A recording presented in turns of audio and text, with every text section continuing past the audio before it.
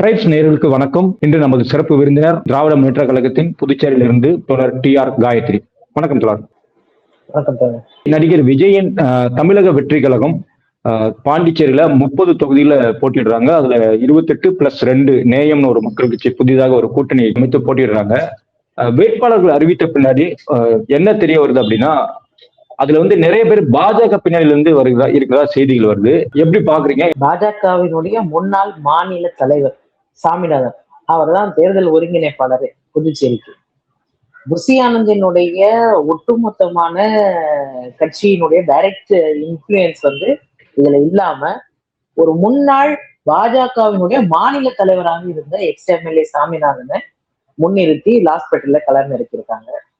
சாய் சரவணன் என்பவர் முன்னாள் பாஜக எம்எல்ஏ, அடுத்து பாஜகல அமைச்சரவையில இடம் பெற்றவர். அவரை ராஜினாமா பண்ண வச்சுட்டு திருப்பியும் பாஜகவினுடைய இன்னொரு அமைச்சர் வந்தாரு. அவரு தனக்கு இலாக்கா இல்லாம இன்னுமே அமைச்சரவையில தொடர்ந்தக்கூடிய நிலைதான் இன்னைக்கு ஜான்குமாருக்கு நிலைமை.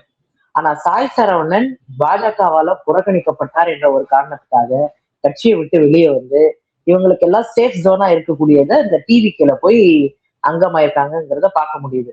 இன்னொன்னு காரைக்கால் நிரவி திருப்பட்டணத்துல TR பட்டணம், அதுல கணேசன் ஒருத்தர் இருக்காரு, பாஜகவினுடைய வழக்கறிஞர் பிரிவுல இருந்தவர் அவரு. அந்த மாதிரி நிறைய வேட்பாளர்கள் நேரடியாகவும் மறைமுகமாகவும் பாஜகவோட பின்னணியிலிருந்து டிவிக்காக வந்திருக்காங்கிறது புதுச்சேரி மக்களுக்கு நல்லாவே தெரியும். வெறும் பாஜக மட்டும்தான் அண்ணா திராவிட முன்னேற்ற கழகத்திலிருந்தும் வந்ததாக செய்திகள் வருது. அண்ணா திராவிட முன்னேற்ற கழகத்திலிருந்தா நேரடியாக எப்படி அந்த செங்கோட்டையன் சேர்ந்தாரோ தமிழ்நாட்டுல, அதே போலவே காரைக்கால்ல இருக்கக்கூடிய ஒரு எக்ஸ்-எம்எல்ஏவும் அசானாங்கிறவர் டிவிக்கால ஜாயின் பண்ணிருக்காரு. இப்போ பாஜகவிலிருந்து தாவைக்கு வர வேண்டிய அவசியம் என்ன? ஒரு கொள்கை எதிரின்னு அறிவிச்சிருக்காங்க தாவைக்கல. அப்படி இருக்கும் பொழுது ஏன் இந்த அப்ரோச், ஏன் இப்படி மாறுதல்? முதல்ல கொள்கை இருந்தாதானே அதுல கொள்கை எதிரி இருக்க முடியும். கொள்கையே இல்லை இவங்களுக்கு. இவங்களுடைய ஒரே நிலைப்பாடு திமுக தான் எதிரி, திமுக தான் தீய சக்தி, திமுக தான் நடக்கிற எல்லா பிரச்சனைக்கும் காரணம், ஒன்றிய அரசு எல்லாம் எதுவுமே பண்ணல, எல்லாமே மாநில அரசு தான் பிரச்சனை அப்படிங்கிற மாதிரி தொடர் பிரச்சாரங்கள். விஜயனுடைய அரசியல் நாகரிகமும் இல்லாம, அரசியல் முதிர்ச்சி இல்லாம, ஒரு கொள்கைனா என்ன, அந்த கொள்கையை பிடிச்சு எப்படி ஒரு தலைவர் நடக்கணும், அந்த தலைவரை சார்ந்து தன் தொண்டர்கள் எப்படி செயல்படணும், எதுவுமே இல்லை. அதேதான் லிட்டரலி பிஜேபிக்குன்னு எந்த ஒரு பெரிய கொள்கையும் கிடையாது. சிறுபான்மையினரை அடிக்கணும், ஒடிக்கணும், அவங்களை செயல்படவே விடக்கூடாது, ஒட்டுமொத்தமாக இந்தியாவை இந்து ராஷ்டிரியமாக மாற்றணும், இந்துக்கள் மட்டும்தான் இங்க இருக்கணும், மீதி பேர் எல்லாரும் பாகிஸ்தானுக்கும் அமெரிக்காவுக்கும் லண்டனுக்கும் போயிடணும், இந்த ஊரே இந்துக்களுடைய நாடாக இருக்கணுங்கிறது எப்படி அவங்களுடைய நிலைப்பாடும் இருக்கோ, அதே போலவே டிவிகாவினுடைய நிலைப்பாடு இங்க திமுகவை மட்டுமே எதிரியாக சித்தரித்து தொடர்ந்து சமூக நீதிக்காகவும் சமத்துவத்திற்காகவும் நூற்றாண்டுகளாக உழைத்த திராவிட தலைவர்களை இவங்க கொள்கை தலைவராக ஏற்றுக்குவாங்க. ஆனா அதன் வழியிலே நடக்கக்கூடிய ஒரு கட்சியை ஏற்க நீங்க மறுக்கிறீங்கன்னா பிரச்சனை கொள்கையில இல்ல, பிரச்சனை அதை செயல்படுத்தக்கூடிய தலைவர்கள் இல்ல, ஆனா அதை பார்க்கக்கூடிய இந்த பார்வையில தான் இருக்குங்கிறத மக்கள் நன்றாக புரிஞ்சுக்கிறாங்க. நிச்சயமா டிவிகேக்கு இந்த தேர்தல் என்பது மிகப்பெரிய பாடமாக இருக்கும். இதுக்கப்புறமா அவங்க அரசியல் விட்டு விலகி போவாங்க. கெரியரோட உச்சத்துல இருந்து வந்தேன்னு சொன்னவரு அடிப்படையில மக்கள் சந்திக்கக்கூடிய பிரச்சனைகள் என்ன, தன்னை பார்க்க 50 பேர்கிட்ட உயிரிழந்து போயிருக்கான், அந்த 50 பேருடைய குடும்பத்துக்கு தேவையான விஷயங்கள் என்ன, அதை செய்து தருவதற்கு கூட ஒரு முடியாத ஒரு தலைவர் நாளைக்கு ஆட்சிக்கு வந்தா நாளைக்கு மக்களுக்கு தேவையானதை பாப்பாரா, இல்ல மக்களை போய் சந்திப்பாரா? இவர் உள்ள இருந்து வெளியே போறதே இங்க இவ்வளவு பெரிய பிரச்சனையா இருக்கு. இது எல்லாம் மக்களுக்கு தெரியும். மக்களோடு மக்களாக யார் நிற்கிறார்களோ அவர்களுக்கான அங்கீகாரத்தை இந்த 2026 தேர்தலில் தமிழ்நாட்டு மக்களும் சரி, புதுச்சேரி மக்களும் சரி, நிச்சயமாக அந்த வெற்றியை உறுதி செய்வார்கள். பாண்டிச்சேரியில பாஜக ஜெயிக்காது என்பதற்காக அங்கிருந்து பாஜகவிலிருந்து விலகி பாஜக ஆதரவாளர்களும் முன்னாள் எம்எல்ஏக்களும் இப்படி தாவைக்கு வராங்களா, இல்ல தாவைக்க எப்படி வெற்றி பெற்று விடும் அந்த நம்பிக்கையில் இவங்க வருவாங்களா? அதோட வெற்றி வாய்ப்பு அப்படி இருக்குதா? இல்ல, டிவிக்கோட முதல் விஷயம் நாம புரிஞ்சுக்க வேண்டியது, ஓட்டை பிரிக்கிறதுக்காகவே இவங்க களமிறக்கப்பட்ட பிஜேபியினுடைய ஏஜென்ட்ஸ். இதை இவங்க அப்படிதான் பார்க்கணும். அண்ணன் தொல் திருமாவளவன் அவர்கள் தெளிவா குறிப்பிட்டு சொன்னாரு, சீமானும் டிவிகேவும் RSS பெற்றெடுத்த பிள்ளைகள் அப்படின்னாங்க. ஆனா புதுச்சேரியில RSS பெற்றெடுத்த பிள்ளைகள் டிவிகேவும் LJKவும். லாட்ரி மார்ட்டினுடைய அதிபர் ஜோஸ் சார்லஸ் மார்ட்டின் அவருடைய மகன் இங்க புதுச்சேரியில களமிறங்கி LJKன்னு ஒரு கட்சியை தொடங்கி அவர் ஒரு கூட்டணி வச்சிருக்காரு. இந்த டிவிகேவோட கூட்டணி வச்சு 30 தொகுதியிலையும் வேட்பாளர்களை களமிறக்கலாம்னு இவங்க பிளான் போட்டாங்க. ஆனா அது நடக்கல. ரங்கசாமி 2 தொகுதிகள்ல மட்டுமே ஒதுக்கி இன்னைக்கு பாஜகவோட கூட்டணியோட எல்ஜேகே போயிருச்சு. ஆனா டிவிகே நேரடியாக போச்சுன்னா இந்த ஓட்டு பிரிக்கிற வேலையை பண்ண முடியாதுங்கிறதுனால 30 தொகுதிகளும் தனித்து வேட்பாளர்களை களம் இருக்கிறது டிவிகே. இப்போ இந்த பிஜேபியில இருந்து வந்த ஆட்கள் ஏன் டிவிகே சூஸ் பண்றாங்க அப்படின்னா, இது ஒரு சேஃப் ஜோன். இளைஞர்களுக்கு பெரிதாக அரசியல் புரிதலே இல்லாத ஒரு கட்சி. அதனால இவங்க ஏற்கனவே எக்ஸ்-எம்எல்ஏ, நான் முன்னாள் அமைச்சராக இருந்திருக்கேன், நான் முன்னாள் எம்எல்ஏவா இருந்திருக்கேன் அப்படின்ட்டு தமிழ்நாட்டிலும் சரி புதுச்சேரியிலும் சரி அந்த போர்வையில இவர்கள் கட்சியை ஆக்கிரமித்திருக்கிறார்கள். இளைஞர்களுக்கு தரப்பட வேண்டிய வாய்ப்புகளை இவங்க தட்டி பறிச்சிருக்காங்க. அந்த டிவிகே கேண்டிடேட்டாக ராஜ்பவன் தொகுதியில களமிறங்கி இருக்கக்கூடிய சந்திரன் என்பவர் ரிட்டையர்ட் ஐஜியாக இருந்து பிஜேபியில நாமினேட்டட் எம்எல்ஏ கொடுப்பாங்கன்னு அங்க போனார். அந்த நாமினேட்டட் எம்எல்ஏ கொடுக்கலன்னு தெரிஞ்ச உடனே நேரடியாக ராஜ்பவன்ல களமிறங்குறார். அப்ப எம்எல்ஏ ஆசையோடு, எம்பி ஆசையோடு, எம்எல்ஏ கனவுகளோடு இருக்கக்கூடிய பாஜக ஆதரவு நிலைப்பாடு கொண்டவர்கள் அவர்கள் போகக்கூடிய ஒரு புகலிடமாக கருதியது இந்த டிவிகே தான்ங்கிறது புதுச்சேரி மக்களுக்கு நன்றாக தெரியும்.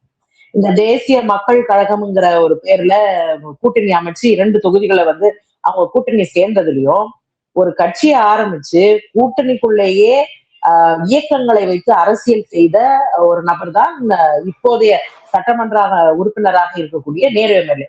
இப்ப இவர் ஆரம்பிச்ச அந்த கட்சி தான் அந்த தேசிய மக்கள் கழகம். இப்ப இவரு ஏற்கனவே புதுச்சேரியில எப்படி மாண்பு இல்லாம செயல்பட்டார், எப்படி அரசு அதிகாரிகளை ஒருமையில் வசைப்பாடினார், வீதியில் நின்று கொண்டு மக்களை இழிவாக பேசுறதும் ரோட்ல நின்று ரவுடி தரப்ப இது எல்லாமே புதுச்சேரி மக்கள் பார்த்திருக்காங்க கடந்த காலங்கள்ல. அப்போ டிவிகேல தொடர்ந்து இத்தனை ஆண்டு காலமாக ரசிகர் மன்றத்திலே இருந்து அவரு விஜய்க்காக கொடி பிடிச்சு இன்னைக்கு எவ்வளவு பாக்குறோம். வீடியோஸ் எல்லாம் வருது. 26 லட்சம் கேட்டாங்க என்கிட்ட இத்தனை லட்சம் கேட்டாதான் எனக்கு வேட்பாளர் சீட்டுன்னே சொல்றாங்க. அப்போ பணத்தின் பெயரால், அதிகாரத்தின் பெயரால் அதே பாணியிலே இருந்து இந்த ஓட்டை பிரிச்சு திமுகவுக்கு வரக்கூடிய நடுநிலையான வாக்குகள் அதை சிதறடிக்க வேண்டும் என்ற ஒரே காரணத்திற்காக களமிறக்கி விடப்பட்டதுதான் இந்த டிவிகே.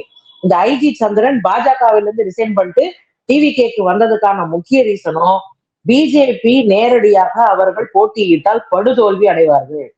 சொற்ப வாக்கு வித்தியாசத்துல கூட இவங்களால டெபாசிட் வாங்க முடியாது அப்படிங்கிறது தெரிஞ்சுதான் இவங்க டிவிகேக்கு வராங்க. இங்க ஈஸியா இங்க இருக்கக்கூடிய இளைஞர்களை மேனிபுலேட் பண்ண முடியுங்கிறத நம்புறாங்க. அதுக்கு விஜய் ஃபேஸா ஐடென்டிட்டியா பயன்படுத்துறாங்க. இது புதுச்சேரி மக்களுக்கு நன்றாக தெரியும். இவர்களெல்லாம் காலாவதியான அரசியல் தலைவர்கள். இவர்கள் கொள்கையும் கிடையாது, எதுவுமே கிடையாது. இதே சாமிநாதன் டிவிகேல இருக்கக்கூடியவரு புதுச்சேரி மக்கள் ரேஷன்ல அரிசியை விரும்பல, மக்கள் பணத்தை தான் விரும்புறாங்க, அதனால அரிசி போடாதீங்க ரேஷன்ல, மக்களுக்கு டைரக்டா பணத்தை அக்கௌண்ட்ல போடுங்கன்னு சொன்னது இதே சாமிநாதன். கிரண்பேடி இருக்கும்போது இவங்க எல்லாம் பிஜேபியில இருந்துகிட்டு என்ன ஆட்டம் ஆடினாங்கிறது புதுச்சேரி மக்களுக்கு நன்கு தெரியும். ஒரு தொகுதியில நிற்கக்கூடிய கேண்டிடேட் டெபாசிட் இழந்து அவர் போன 2021 தேர்தலில் போட்டியிட்டு படுதோல்வி அடைந்தவர் தான் சாமிநாதன். அவருக்கு பிஜேபி என்ன பண்ணுச்சுன்னா நாமினேட்டட் எம்எல்ஏ பதவி கொடுத்து உள்ள உட்கார்ந்துருக்கு.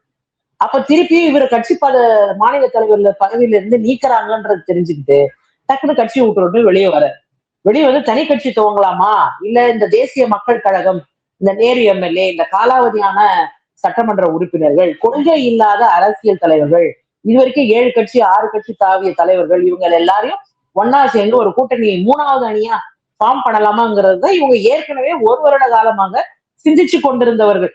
அப்ப அவங்க எல்லாம் புகலிடமா புகுந்து இருக்கிற இடம் தான் இந்த டிவிக்கு. Okay madam. இப்போ விஜய் என்பது ஒரு சினிமாவிலிருந்து வந்த பிரபலமான முகம். விஜய் கிட்டத்தட்ட 30 வருடமாக ரசித்துக் கொண்டிருக்கும். அவர்கள் ரசிகர் மன்றத்தினால் அவர்கள் பின்னணியில தான் இந்த கட்சியை ஆரம்பிக்குது. அதற்காக கடுமையாக உழைத்துள்ளனர். ரசிகர் மன்றமாக, நற்பணி இயக்கமாக இப்படி உழைத்திருக்கின்றனர். அவங்கள்ட்ட இருந்து வேட்பாளர்களை எடுக்காம இப்போ பாஜக, அண்ணா திராவிட முன்னேற்ற கழகம் இவர்களிடமிருந்து வேட்பாளர்களை தாவைக்க எடுத்து பயன்படுத்துறதுன்னு அர்த்தம் என்ன? இதுக்கு நம்ம என்ன மீனிங் எடுத்துக்கலாம்? இத்தனை காலமாக உழைத்து வந்த தாவை கவிஞர் வேட்பாளராக இல்லாமல் வேற்று கட்சியில இருந்து காலையில பிஜேபியில இருக்காரு, சாயங்காலம் அங்க வேட்பாளராக மாறுறாரு. அது டிவிக்கே செய்ய வேண்டிய அவசியம் என்ன? அவங்களுக்கு ஆள் இல்ல, கேண்டிடேட் இல்ல, எந்த ஃபேஸ் வேல்யூமே இல்லாத தன்னுடைய ஒரு ரசிகர்களை வேட்பாளராக களமிறக்க டிவிக்கே முன் வரவில்லை, விஜயே முன் வரவில்லை. நாம ஏன் இவங்களை நிறுத்தணும்? வேற கட்சியில இருந்து வரட்டும், நம்ம கட்சியை பலப்படுத்தணுங்கிற நோக்கம்லாம் கிடையாது. ஓட்ட பிரிக்கட்டும், வெற்றி வாய்ப்புள்ள தொகுதிகள்ல திமுக தோல்வி அடைவதற்கான சின்ன சின்ன காரணிகள் என்னவாக இருக்க முடியும்? இப்போ ஃபார் எக்ஸாம்பிள் சொல்றேன்னு கேளுங்க. போன 2021 தேர்தல்ல உருளையன்பேட்டை, நெல்லித்தோப்பு 2 தொகுதியில திமுக நேரடியாக போட்டியில களமிறங்குறாங்க. அப்போ நாம் தமிழர், மக்கள் நீதி மையம் தனியா நின்னாங்க. அப்போ அதுக்கப்புறமா சில சுயேட்சைகளும் களமிறக்கப்பட்டாங்க. அப்போ பிஜேபியினுடைய வாக்குகள் நேரடியாக அவங்க போடணும்னு நினைக்கிறவங்க போடுறாங்க. திமுகவுக்கு நேரடியாக இவர்கள் தான் வர வேண்டும் என்று நினைக்கக்கூடியவர்கள் போடுறாங்க. ஆனால் நாம் தமிழரோ அல்லது புதிதாக கட்சி தொடங்கிய போது அப்போ மையம் மீது இருந்த ஆர்வத்தின் காரணமாக ஒரு ஒரு ஒரு ஸ்டார் வந்து ஒரு கட்சி தொடங்குறாருன்னும் போது ஒரு கிரேஸ் இருக்கும், அவங்களுக்கும் ஒரு ஃபேன் பேஸ் இருக்கும். அப்ப அது என்ன ஆகுதுன்னா, அந்த ஓட்டு பிரிஞ்சு வெறும் 300 ஓட்டு, 600 ஓட்டு, 1000 ஓட்டு வித்தியாசத்துல தோக்குறாங்க. அப்ப இந்த முழுக்க முழுக்க அந்த வின்னிங் பர்சன்டேஜ் என்னவா இருக்கு பாத்தீங்கன்னா, ஒரு 2%, 3% அளவுக்கு தான் இருக்கு. அப்ப அந்த வாக்கு வித்தியாசத்தை உறுதி செய்து திமுகவினுடைய வெற்றி வாய்ப்பை குறைக்க முடியுமா அப்படிங்கிறது தான் RSS பிஜேபியினுடைய அஜெண்டா. அந்த அஜெண்டாவை இம்ப்ளிமெண்ட் பண்றதுக்காக தான் எந்த கூட்டணியோடமும் உண்மையாலுமே ஒரு அரசியல் கட்சி நான் லாங் லாஸ்டிங்கா பொலிட்டிக்கலா நான் வித்ஸ்டாண்ட் பண்ண போறேன்னா சஸ்டைனபிளா இருக்கக்கூடிய பார்ட்டிஸ வந்து அரவணைச்சு போகணும். இவருடைய செயல்பாடே பாத்தீங்கன்னா என் கூட வந்து யாரும் சேர்ந்துடாதீங்கிற மாதிரி. இது எப்படி இருக்குன்னா, அருணாச்சல படத்துல 30 நாள்ல 30 கோடி செலவு பண்ணணும் போது ஜனகராஜ கேண்டிடேட்டா இறக்கி விடுவாங்க. அந்த ஜனகராஜ் வந்து என்ன பண்ணா, எனக்கு ஓட்டு போடுங்க அப்படின்னு ஊரு ஃபுல்லா எல்லா கிரைண்டர் மிக்சின்னு வாரி வாரி கொடுத்து எல்லா மக்களும் ஓட்டு போடுறதுக்கு வருவாங்க. அந்த ஓட்டு போடுறதுக்கு முன்னாடி நாள் என்ன பண்ணுவாரு, திருப்பியும் மக்கள் கிட்ட போயிட்டு எனக்கு யாரும் ஓட்டு போடுறாங்க, இப்படிப்பட்ட ஒரு கேவலமான ஒரு ஆளுக்கா நீங்க வந்து ஓட்டு போடுற, நீங்க யாரும் ஓட்டு போடாதீங்கன்னு சொல்லிட்டு அவரை படுதோல்வி அடைய செய்வாங்க. அதே மாதிரியான ஸ்டாட்டிஸ்டிக்ஸ் தான் இன்னைக்கு வந்து டிவிகே பிளான் பண்ணுது. டிவிகே என்ன பிளான் அப்படின்னு கேட்டீங்கன்னா, தன்னுடைய வேட்பாளர்கள் எல்லாரையும் நிறுத்திட்டு இவங்களுக்கு ஓட்டு போடுங்கன்னு சொல்லும். இவங்களுக்கும் மக்கள் ஓட்டு போடுவாங்க. ஓட்டு போட்டு இவங்க யாருமே வெற்றி வாய்ப்பை பெற மாட்டார்கள். வெற்றி வாய்ப்பை பெறாத சூழ்நிலையில உங்களெல்லாம் தெரியாம நம்பி நான் வந்து இவ்வளவு கஷ்டமா இருக்கும்னு நான் நினைக்கல. அதனால இந்த அரசியல் எனக்கு வேணான்னு விட்டுட்டு போகக்கூடிய சூழ்நிலை தேர்தலுக்கு பின்பாக விஜய் நிச்சயமாக அழுது புலம்பி நான் வீட்டில் தான் இருக்கிறேன், நான் ஆபீஸ்ல தான் இருக்கிறேன்னு ஒரு வீடியோ நிச்சயமா போடுவார். நான் இனிமே இங்கதான் இருக்க போறேன்னு போடுவார் பாருங்க. ஓகே, இப்போ இந்த வேட்பாளர்கள் மட்டும்தான் இப்படி அங்க இருந்து டிவிகளை இருக்கிறாங்களா, இல்ல தாவக கட்சியில நிர்வாக பொறுப்புகளிலையும் முன்னாள் பாஜகவினர் இல்ல பாஜக ஆதரவாளர்கள் இல்ல RSS இயக்கத்தில் சம்பந்தப்பட்டவர்கள் இவர்கள் எல்லாமே அங்க பொறுப்புல இருந்து வேலை பார்க்கறாங்களா? அங்க உள்ள நிலவரம் என்ன? சாமிநாதன் உள்ள வந்து விட்டார் அப்படின்னாலே ஆட்டோமேட்டிக்கா அங்க பிஜேபியோட சைட்லைன்ல இருந்த எல்லாருமே உள்ள வந்துட்டாங்க. நேரடியாக RSS தொடர்பில் இருந்த பலர் சோசியல் மீடியா இன்ஃபுளுசஸ் உட்பட நேரடியாக டிவிகேக்கு சப்போர்ட் பண்றாங்க. இத கொஞ்ச காலமா இல்ல, இவங்க எல்லாருமே பிளான் பண்ணி இவங்க கட்சி ஆரம்பிக்க போறாங்க, இவர்கள் கூட நம்ம பயணிக்க போறோம், தேர்ட் அலையன்ஸ் பார்ட்டி உருவாக போகுது என்பது நன்கு தெரிந்து பாஜக ஆதரவு RSS ஆதரவு நிலைப்பாடு கொண்டவர்கள் நேரடியாக கட்சிக்குள்ள இருக்காங்க. என்னால பேரோடவே சொல்ல முடியும். இதற்கு முன்னாடி வந்து விஜய் அவர்கள் வந்து பாண்டிச்சேரி வந்திருந்தாங்க. இப்போ வந்து தேர்தல் அறிவித்தாயிற்று. கிட்டத்தட்ட இன்னும் 10-15 நாள் தான் இருக்குது தேர்தலுக்கு. இன்னும் விஜய் தரப்புல இருந்து எந்தவித பிரச்சாரமும் இல்ல, விஜயும் அந்த பக்கம் வரல. என்ன நிலவரம், அங்க என்ன நடக்குது, எதனால இந்த மாதிரி ஒரு மந்தமான நிலை? புதுச்சேரிக்கு விஜய் வந்த போது வெறும் 9 நிமிஷம் தான் பேசினார். புதுச்சேரியினுடைய முதலமைச்சர் திரு ரங்கசாமி அவர்களும் விஜய் அவர்களும் நெருங்கிய நட்போட பாராட்டக்கூடிய ஒரு நபர் என்பது ஊரறிஞ்ச விஷயம். டிவிகே நேரடியாக என்ஆர் காங்கிரஸுக்கு ஆதரவு தெரிவிக்கும், மறைமுகமாகவும் என்ஆர் காங்கிரஸ் தான் வேலை செய்வாங்க. என்டிஏ கூட்டணியோட இந்த கூட்டணியில சேர்ந்திருப்பவர் தான் திரு ரங்கசாமி அவர்கள். ஆனா புதுச்சேரிக்கு விஜய் வந்திருந்த போது புதுச்சேரி மக்களோடையும் இந்த விஜய் நான் கூட நிற்பேன் அப்படின்னு ஒரு வார்த்தை சொன்னார்.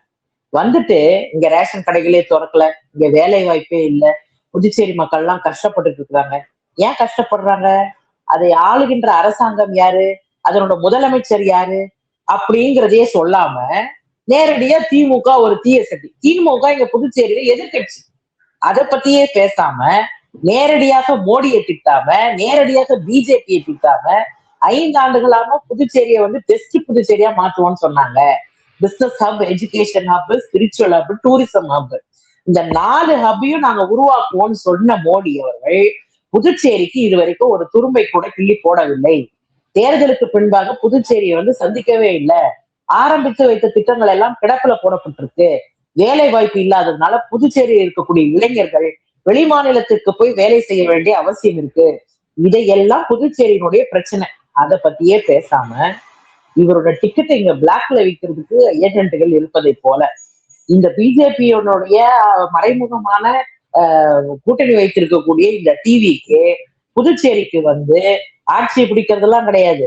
திமுகவிற்கு விழக்கூடிய இந்த செக்யூலர் ஓட்ஸை பிரிப்பதுதான் இவர்களுடைய நோக்கமாக இருக்கிறது.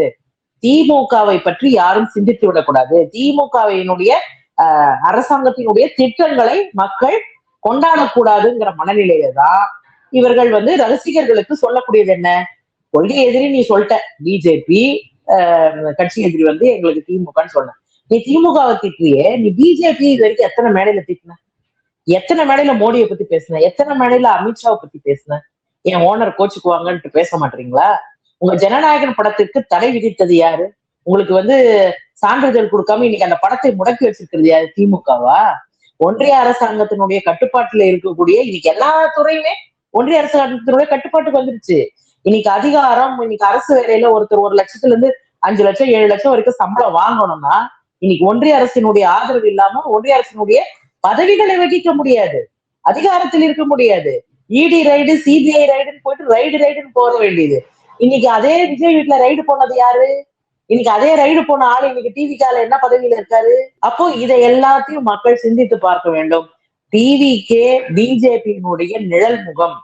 பிஜேபிக்கு ஆதரவு திரட்டுவதற்காக திமுகவை எதிரி போல சித்தரித்து இவர்கள் கட்டமைக்கக்கூடிய போலி பிம்பங்களை எங்களோட கழக உடன்பிறப்புகள் களத்துல முறியடிப்பாங்க. இணையத்திலையும் முறியடிச்சுட்டே இருக்காங்க. இவங்க போடக்கூடிய ஒவ்வொரு பொய் செய்திக்கும் இமீடியட்டா இன்ஸ்டன்டா ஸ்பான்டேனியஸா பதில் கொடுத்துக்கிட்டே இருக்காங்க கழக உடன்பிறப்புகள். அதனால டிவிகேவை நம்ப வேண்டிய தேவை இந்த இளைஞர்களுக்கு ஏற்பட்டதுக்கு காரணம் என்னன்னா அந்த ஃபேன் பேஸ், அந்த மோகம், அவர் முகத்தின் மீது இருக்கக்கூடிய ஒரு அந்த கிரேஸ். என் தலைவர், ஏன் அந்த தலைவரை கொண்டாடணுங்கிறத மக்கள் சிந்திச்சு பார்க்கணும். இன்னைக்கு இத்தனை உயிரிழப்புகள் நடந்த போது குறைந்தபட்சம் அடிப்படையில யாரை தலைவரா சொல்லுவோம்? ஒரு ரெஸ்பான்சிபிலிட்டி இருக்கணும், ஒரு பொறுப்புணர்ச்சி இருக்கணும், தன்னை ஃபாலோ செய்யக்கூடியவங்களுக்கு வேலை செய்யணும்ன்ற கமிட்மெண்ட் இருக்கணும். இந்த ரெஸ்பான்சிபிலிட்டியும் கிடையாது, இந்த கமிட்மெண்ட்டும் கிடையாது. இந்த இரண்டுமே இல்லாதவர் எப்படி ஒரு தலைவராக இருக்க முடியும்? அதனால விஜய் தலைவரே கிடையாது, அது ஃபாலோவரா இருக்கிறதுக்கு கூட தகுதி கிடையாது. அதன் பேர்ல ஒரு கட்சி ஆரம்பித்து இன்னைக்கு ஒட்டுமொத்த இளைஞர்களையும் தவறாக வழிநடத்தி கொண்டிருக்கிறார். அதனால நிச்சயமா மக்கள் பாடம் போட்டுவார். பாண்டிச்சேரியில இப்ப நேற்று வந்து ஆதவ் அர்ஜுனா, தாவைக்கவின் ஆதவ் அர்ஜுனா வந்து நேற்றுக்கு ஒரு பொதுக்கூட்டத்துல பேசியிருக்காரு. அதுல அவர் என்ன சொல்றாரு அப்படின்னா, திமுக காங்கிரஸை அலைய விட்டு கடைசி நேரம் வரை வேட்பாளர் மனுக்கான கடைசி நாள் அலைய விட்டு காங்கிரஸை வந்து நிலைகுலைய வைத்துள்ளது. இது வந்து பாரதிய ஜனதா கட்சி ஜெயிக்க வைப்பதற்கான திமுகவின் ஒரு செயல் அப்படின்னு அவர் வந்து கடுமையாக விமர்சிச்சு பேசியிருக்காரு. பாண்டிச்சேரி நாராயணசாமி மாதிரி ஒருத்தர் இருக்காரு. அந்த நாராயணசாமி என்ன பண்ணுவார்னா, கண்ணு திறந்தாலும் திமுக, தூங்கினாலும் திமுக நம்பிக்கிட்டு இருந்தார். கடைசியில அந்த அதே நாராயணசாமிய கழுத்து அறுத்து 4 மணி வரைக்கும் திமுக வந்து ஏமாத்திருச்சு. நேத்து பாண்டிச்சேரி பாலிடிக்ஸ் இது தெரிஞ்சுக்கோங்க, எந்த அளவுக்கு திமுக பிஜேபியோட சேர்ந்து சூழ்ச்சி பண்ணி அங்க காங்கிரஸ் ஒழிச்சிச்சுன்னு அங்க இருக்க தொண்டர்கள் எல்லாத்துக்கும் தெரியும். இன்னைக்கு எல்லா இடத்துலையும் நாமினேஷன் வந்து சுயமாவே பண்ணிட்டாங்க காங்கிரஸ். கூட்டணி பேச்சுவார்த்தை எப்ப முடிச்சிருக்கணும்? இது பதில் சொல்லுங்க மு க ஸ்டாலின் அவர்களை. சொல்ல மாட்டாரு, ஏன்னா பிஜேபிக்காரன் ஓனர் திட்டிடுவாங்க. இந்த விமர்சனத்தை, இந்த பார்வையை நீங்க எப்படி பாக்குறீங்க? இந்த விமர்சனத்தை நான் எப்படி பாக்குறேன்னா, ஆதவ் அர்ஜுனாவோட வைத்தறிச்சலா பாக்குறேன். காங்கிரஸ் எப்படியாவது தன் கூட வந்து கூட்டணி சேர்ந்துரும். இந்த இலவு காத்து கிளி கதை கேள்விப்படுறோம் பாத்தீங்களா, அந்த மாதிரி இந்த பழம் பழுக்கும், இந்த பழம் பழுத்த பிறகு இது வெடிச்ச பிறகு நம்ம சாப்பிடுவோம்னு ஒரு கிளி காத்திருந்த மாதிரி காங்கிரஸ் திமுக கூட்டணியில இருந்து வெளியில வரும். அந்த காங்கிரஸோட நாம கூட்டணி வச்சு இன்னைக்கு பெரிய பலமா சவுத் இந்தியால நாம ஒரு பெரிய வேலையை பார்ப்போம், இந்த ஓட்டை பிரிக்கிற வேலையை பார்ப்போம் அப்படிங்கறதானே இந்த RSSோட அஜெண்டா. இது இங்க நடக்கல. சுமூகமாக புதுச்சேரியிலையும் தமிழ்நாட்டிலையும் கூட்டணி பேச்சுவார்த்தைகளை தொடங்கி மாண்புமிகு தமிழ்நாடு முதலமைச்சர் அண்ணன் எங்களுடைய கழக தலைவர் அண்ணன் முத்துவேல் கருணாநிதி ஸ்டாலின் அவர்கள் சுமூகமாக தமிழ்நாட்டினுடைய கூட்டணி பேச்சுவார்த்தையை நடத்தி முடிச்சுக்க. புதுச்சேரியில இருக்கக்கூடிய இழுப்பறி ஏன் நடக்குது அப்படின்னு கேட்டீங்கன்னா, அவர்கள் நின்ற தொகுதி இவர்கள் நின்ற தொகுதி 2 பேருமே ஒரே தொகுதியே போட்டிடுறதுக்கு கேட்கிறோங்கிறது தான் இந்த இழுப்பறி. இந்த கூட்டணி பேச்சுவார்த்தை நானும் செலவு பண்ணிருக்கேன், நீங்களும் செலவு பண்ணிருக்கீங்க, யாருக்கு சீட்டு கொடுக்கணும் அப்படிங்கிறது தான் இங்க இருக்கக்கூடிய போட்டியை தவிர ஆதவர்ஜுனா சொல்ற அந்த கம்பி கட்டுற கதையெல்லாம் இங்க கிடையாது. புதுச்சேரி மக்களுக்கு நன்கு தெரியும். புதுச்சேரி மக்களுடைய பிரச்சனைகளுக்காக களத்தில் நின்று போராடியது யார்? இன்னைக்கு என்டிஏ கூட்டணியினால புதுச்சேரி அரசு எப்படி சீர்பட்டு சின்ன பின்னமாயி கிடக்குதுங்கிறது தெரியும்.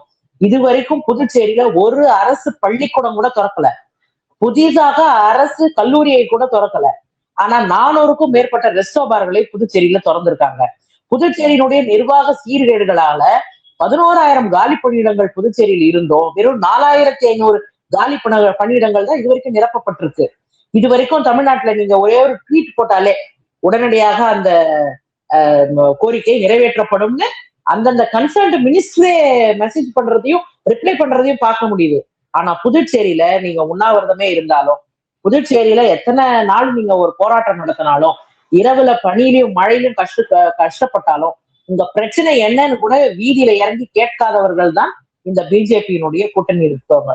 அதனால இவர்களோட செயல்பாடு என்ன, இந்த என்டிஏ அரசு ஏன் இப்படி பண்ணுது, இந்த என்டிஏக்காக காவடி தூக்கக்கூடிய இந்த எல்ஜேகேக்கோ இந்த டிவிகேக்கோ என்ன நேரடியாக தொடர்பு இருக்குதுங்கிறது புதுச்சேரி மக்களுக்கு நல்லாவே தெரியும். இல்ல, இங்க தமிழ்நாட்டுல பல நலத்திட்டங்களால் மீண்டும் திமுக ஆட்சி தான் வரும் அப்படின்னு அரசியல் விமர்சகர்கள் பலரும் கருத்து சொல்லிட்டு இருக்கும் பொழுது, அங்கு திமுகவோட நிலைமை இப்ப எப்படி இருக்கு தோழர்? எல்லாரும் காலை உணவு திட்டம் மட்டும், காலை சிற்றுண்டி திட்டம், தலைவர் கலைஞரின் பெயரால் கொடுக்கக்கூடிய இந்த காலை சிற்றுண்டி திட்டம், இத ஒரு காலையில பிள்ளைங்களுக்கு சாப்பாடு போடுறதா தான் பாக்குறீங்க. ஆனால் அந்த காலையில பிள்ளைங்களுக்கு சாப்பாடு போடுறதுனால தினம்தோறும் பிள்ளைங்களோட அட்டெண்டன்ஸ் ரெகுலரா இருக்கு. பிள்ளைங்களோட டெய்லி காலையில சாப்பிடுறதால பிள்ளைங்க நோய்வாய்ப்படுறது கிடையாது, அனிமிக் ஆகுறது கிடையாது. சத்தான சரிவிகிதமான உணவு குழந்தைங்களுக்கு கிடைக்கப்படுது. குழந்தைங்களுக்கு போதிய அளவிலான அந்த அனிமிக்கா ஆகாம நல்ல ஆரோக்கியமான மனநிலையோடையும் அந்த சிந்திக்கும் திறனோடையும் குழந்தைங்க பசியில கவனம் செலுத்தாம கல்வியில கவனம் செலுத்தக்கூடிய சூழல் ஏற்பட்டிருக்கு. அது மட்டும் இல்ல, அந்த காலை சிற்றுண்டிய சமைக்கக்கூடிய அந்த ஊழியர் யாருன்னு கேட்டீங்கன்னா அதே பள்ளியில படிக்கக்கூடிய ஒரு மாணவர்களுடைய ஒரு அம்மா. அப்ப இது எப்படி இருக்கு பாருங்க, அரசு நிதி கொடுக்குது, அந்த ஸ்கூல்ல சாப்பாடு செய்யறாங்க, அதுல ஒரு வேலை வாய்ப்பையும் உறுதி செஞ்சுட்டு அதுல படிக்கக்கூடிய பயன்பெறக்கூடிய மாணவர்களுக்கு தாம் பிள்ளைக்கு நீ எப்படி சமைப்பியோ அதே போலவே மற்ற பிள்ளைகளுக்கும் சமைச்சு போடு, உன் பிள்ளை எப்படி ருசியா சமைக்கணும்னு சாப்பிடணும்னு நீ நினைப்பல, அதே போலவே கூட இருக்கக்கூடிய அனைத்து பிள்ளைகளும். இது எவ்வளவு பெரிய ஒரு திட்டம்! இந்த திட்டத்தை வாழ்த்த தேவையில்லை. எந்த ஒரு அரசியல் தலைவரும் ஒரு நல்ல விஷயம் நடக்குதுன்னா, புதுச்சேரியிலே நாங்களே சொல்லியிருக்கோம், அவங்க நல்ல விஷயம் பண்ணாங்கன்னா எங்களோட எதிர்கட்சி தலைவர் பாராட்டு தெரியும், இது ஒரு நல்ல திட்டம், வரவேற்கத்தக்கது அப்படின்னு சொல்லுவாங்க. ஆனால் அந்த ஒரு மாண்பு இல்லை, ஒரு அரசியல் நாகரிகம் இல்லை. எதுக்கு எடுத்தாலும் திமுக தான் குறை சொல்லணும்ன்ற பேட்டர்ன்ல இருக்கவங்க கருப்பு கண்ணாடி போட்டுன்னு பார்த்தா எல்லாம் கருப்பா தான் தெரியும், இவங்க எல்லாம் மஞ்சள் கண்ணாடி போட்டுக்கணும், எல்லாம் மஞ்சளா தான் தெரியும். இறுதியா ஒரு கேள்வி, விஜய்க்கு இந்த மாதிரி அரசியல் தெரியாது அப்படின்ற விமர்சனம் இருந்தாலும் அவருடன் இருக்கிற புசி ஆனந்த் அப்படிங்கிறவர் பாண்டிச்சேரி பின்னணியில இருந்து வந்தவர் தான். அவருடைய செயல்பாடுகள், அவருடைய வியூகங்கள் அங்க எதுவும் செயல்படுதா? அதாவது புதுச்சேரியில புசி ஸ்ட்ரீட்னு ஒரு வீதி இருக்கு, புசி ஸ்ட்ரீட். ஓகே, முன்னாள் அவர் ஒரு எக்ஸ் எம்எல்ஏ புதுச்சேரியில. அந்த புசி ஸ்ட்ரீட்டை தவிர்த்து புதுச்சேரியில தியேட்டர் ஓனர்களுக்கும் ரசிகர்களுக்கு மட்டுமே தெரிந்தவர் தான் புசி ஆனந்த். புதுச்சேரியில அவருக்குன்னு ஒரு நட்பு வட்டம் இருக்கு. புதுச்சேரியில எப்படின்னா யார் எந்த கட்சியில இருந்தாலும் அரசியல் நாகரிகத்தோடு அனைவரும் நட்பு பாராட்டுவார்கள். அந்த அடிப்படையில புசி ஆனந்த் ஒரு நல்ல மனிதர், அவ்வளவுதான். ஆனால் அவர் ஒரு அரசியல் தலைவரா, அவர் ஒரு கட்சியினுடைய பொதுச் செயலாளராக புதுச்சேரியில கட்சியை வளர்த்திருக்காரான்னு கேட்டா நிச்சயமாக கிடையாது. அவர் யார் என்பது புதுச்சேரி மக்களுக்கு நல்லாவே தெரியும். அதனால புதுச்சேரி தமிழ்நாட்டில இருந்துதான் இவரு, தமிழ்நாட்டுக்கு போனாதான் இவருக்கெல்லாம் இந்த கிரேஸ். இவர் தமிழ்நாட்டுக்கு போனாதான் இவர் நின்னாருன்னா கூட ஒரு 1000 பேர் நின்று செல்ஃபி எடுக்கிறது, வீடியோ எடுக்கிறது. ஏன் வீடியோ எடுக்கிறாங்கன்னு நினைக்கிறீங்க? விஜய் வண்டியில போகும்போதோ இல்லைன்னா நிற்கும் போதோ நடக்கும் போதோ ஏன் இப்படி போறாங்க அப்படின்னு கேட்டீங்கன்னா, விஜயை சுற்றி சாதாரணமா எடுத்து போடக்கூடிய வீடியோக்கு லைக் நிறைய வருது, கமெண்ட் நிறைய வருது. அதுக்கு இவனோட ஃபேன் பேஜுக்கு, இவனோட இன்ஃபுளுசருக்கு லைக் வரணும், கமெண்ட் வரணும்னு சொல்லிட்டு வாண்டடா இவர்களுக்குன்னு ஒரு இது கிரியேட் பண்ணி வச்சிருக்கிறதுக்காகத்தான் இவங்க இப்படி ஒரு சோசியல் மீடியால தன்னை முன்னிறுத்திக்கிறதுக்காகவே கிரியேட் பண்ண செய்யப்பட்ட இந்த வர்ச்சுவல் வாரியர்ஸ் பண்ணக்கூடிய அட்ராசிட்டி தான் இது, வேற யாரும் கிடையாது. இப்படி வரணும், இப்படி போகணும், இப்படி விழணும். இப்ப கூட ஒரு பிள்ளை, ஒரு கல்லூரி மாணவன் ட்வின்ஸ், அந்த பிள்ளை இத்தனை நாளா சிகிச்சையில இருந்து அந்த பிள்ளை வந்து இன்னைக்கு விபத்துலனால உயிரிழந்திருக்கிறது செய்தி கேட்கும் போது நிச்சயமா ஒரு தாயாக நிச்சயமாக என் மகன் யாரை ஃபாலோ பண்றான் அப்படிங்கிறது வந்து ஒரு பதட்டத்தை ஏற்படுத்துது. இன்னைக்கு வரக்கூடிய காலகட்டத்துல எதிர்கால தலைமுறையினர் சிந்திக்கவே முடியாத அளவுக்கான கல்வியை கடந்த 10 ஆண்டுகளாக இந்த எடப்பாடி அரசு செய்திருக்கிறதுங்கிறது தான் அம்பலமாயிருக்கு. பிள்ளைங்களை சிந்திக்கவே விடல. ஆனால் இன்னைக்கு தமிழ்நாட்டினுடைய முதலமைச்சர் படிங்க படிங்க, கல்விதான் உங்கள் வாழ்க்கையை மாற்றி அமைக்கக்கூடிய ஒரே ஆயுதம் அப்படின்னு சொல்றாரு. வெளிநாட்டுக்கு போய் படிங்க அப்படின்னு சொல் எவ்வளவு விஷயங்கள், எவ்வளவு திட்டங்க. பாண்டிச்சேரியில சிபிஎஸ்இ பாடத்திட்டம்னு கொண்டு வந்து இன்னைக்கு 12th நீங்க தற்கொலை செய்தி கேள்விப்பட்டிருக்கீங்களா? தமிழ்நாட்டுல 12th மாணவர்கள் தற்கொலை செய்தி கேள்விப்பட்டிருக்க. புதுச்சேரியில 12th மாணவர்கள் தற்கொலை செய்து கொள்கிறார்கள். நீங்க நீட்டுக்கு மட்டும் தான், நீட்டு பாஸ் ஆகலன்னு தற்கொலை செய்து கொள்ள இது பார்க்கிறோம் இல்லையா? ஆனால் இங்க புதுச்சேரியில சிபிஎஸ்இ பாடத்திட்டம் படிக்க முடியல, நீ போய் பிட் அடின்னு சொல்லக்கூடிய டீச்சரை பார்த்திருக்கீங்களா? புதுச்சேரியில செய்யறாங்க. புதுச்சேரியினுடைய அரசு பள்ளிகள் காப்பி அடிங்கன்னு சொல்றாங்க. இதை விட கேவலம் என்ன இருக்க முடியும் சொல்லுங்க? பிஜேபியினுடைய எல்லா மறைமுக கூட்டு, பிஜேபியினுடைய மறைமுக அஜெண்டாக்களை வந்து இவர்கள் செயல்படுத்துறது மட்டும்தான் இவர்களோட நோக்கம். இல்லைன்னா இவங்க எல்லாம் எப்பயோ சிபிஎஸ்சிக்கு உள்ள வச்சிருக்கணும். ஏன் இன்னும் உங்களை வெளியே விட்டு வச்சிருக்காங்க? இவங்க எல்லாம் வந்து வாஷிங் மிஷின் தயாரிக்கிற ஏஜென்சி இவங்க. அதனால இவர்களுக்கு பாவ புண்ணியம் பார்த்து இவங்களை விட்டு வச்சிருக்காங்க. இதுவே நம்மளா இருந்தா இந்நேரம் உள்ள தூக்கி போட மாட்டாங்களா? அதனால இவர்கள் அதெல்லாம் செய்ய மாட்டார்கள். இன்றைய தினம் நிகழ்ச்சியில் கலந்து கொண்டு நேருக்காக பல முக்கியமான கருத்துக்களையும் தகவல்களையும் தெரிவித்தமைக்கு நன்றி. நன்றி.